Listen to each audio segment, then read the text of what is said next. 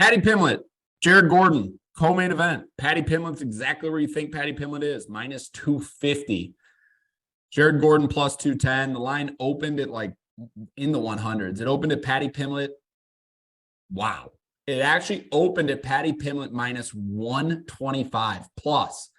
So that was on October 22nd. And by October 23rd, it was Paddy Pimblett minus 170. Almost makes you think it's an errant line. So we'll call 170 the open.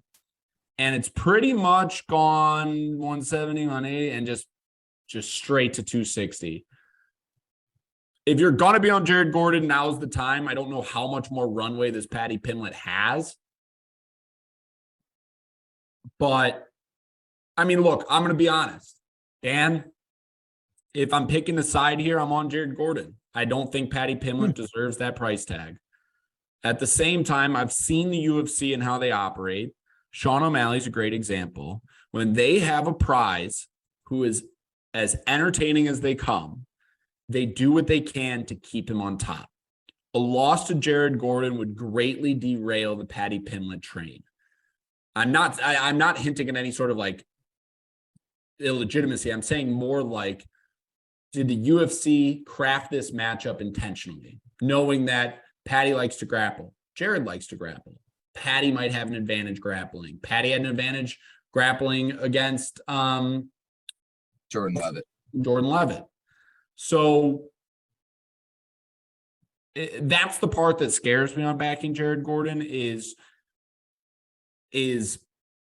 why would I back a guy who no one except me wants to win, including the UFC? But I'm also not going to get off the fact that all of 3 years ago, he's losing in Cage Warriors.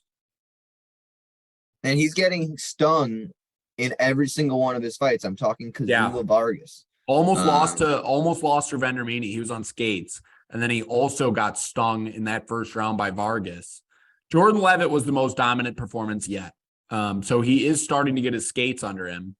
But Jordan Leavitt's a different kind of fighter.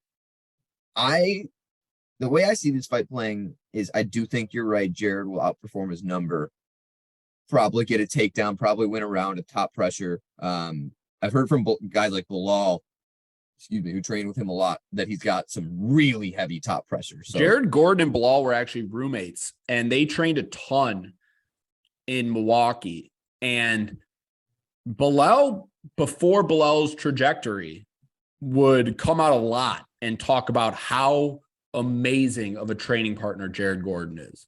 Now, and how much still training all the time. Yeah. Now, how much of that's friendship, I don't know, but it's worth. Yeah, I mean, that's another good point, Dan. That really is. I don't know. I just don't know if the UFC is going to let Paddy lose. Jared's worth a sprinkle. You're right. The thing about Paddy, though, is he's an all-time opportunist. He only needs to find that single opening late in the second or maybe in the third. I think that Paddy has a big moment where he either lands a hook or he takes Jared's back and ultimately finds the finish after Gordon wins 10 minutes of this fight. The other thing, too, that's most important that I want everyone listening to understand is if you are betting Paddy Pimblett here, you need to be aware that you are giving up value. You're giving up expected value in exchange to be on Paddy Pimblett. Any sort of edge you have, any sort of advantage that you think you have has been McGregor priced out of here. He has been bet up to a price that is purely name and personality based. I cannot emphasize that enough. And so if I want expected value. If you run the simulation of a fight 1,000 times, I want the edge and the guy who's going to win it more often or outplay his number. Then you always have to bet against Paddy Pimblett because Paddy Pimblett will never perform to his number because he will always be steamed in the opposite direction. And so that's betting 101. It stinks because most people hate betting against the people they love. I get it. I know people who will still bet Conor McGregor no matter what. Even they were betting Conor McGregor he was like plus 160 or whatever against Khabib. Like it's part of the game. And so you got to either be on the side of I'm going to bet with my heart or I'm going to bet with my expected value. And I'm usually the expected value guy. Now, Paddy's burned me 3 times in the UFC already, so I don't know if I'm going to be on Jared Gordon. But if I needed a dog shot, Jared Gordon's it. I love it.